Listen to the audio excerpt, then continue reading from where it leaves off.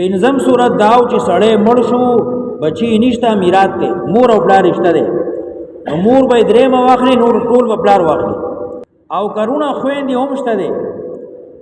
نو ځکه چې پلار رشتہ ده نو بیا ورونو خويندو د تشې نه ملاويږي هغه به محروم شي خدا ده چې مور یې صحیح کم شوه فإن كان له إخوة کوي د دای مړي خويندې او ورونه نو مور لرا شپږم شوه من بعد وصیت یوصي بها او دین ورستو د وصیت د چکړې وصیت پاغي سره یا رستو د ورکولو د قرضینا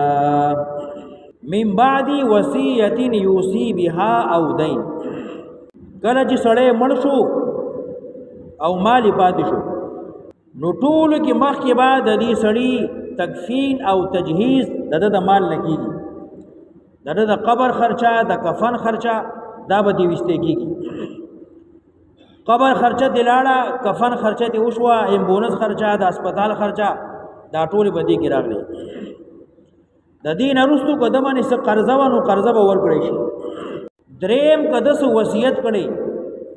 وصیت د وارث ته بار نه کیږي ځکه حدیث کې راځي لا وصیت لوارث وارث ته بار وصیت نشتا د وارث برخه الله مقرر کړی دا هغه ته باغی نه ملاويږي کدی سړی سو وصیت کړي نو 1/3 مال لا د وصیت بجاری شي چې جمعه جوړ کړي مدرسه جوړ کړي پلانې کارو کړي ډیمکانې وکړي نو د وصیت په عمل وشي قرضه مخ کې عدالت قرضه رستو ذکر کړه من بعد وصیت یوصي بها او دین اول تجهیز تکفین نه بیا قرضه دا بیا وصیت دا درې واړه خبرې چې وشوي نو بیا چې څومره مال پاتې شو هغه کې د ټول وارث حق دی هغه ته ورسي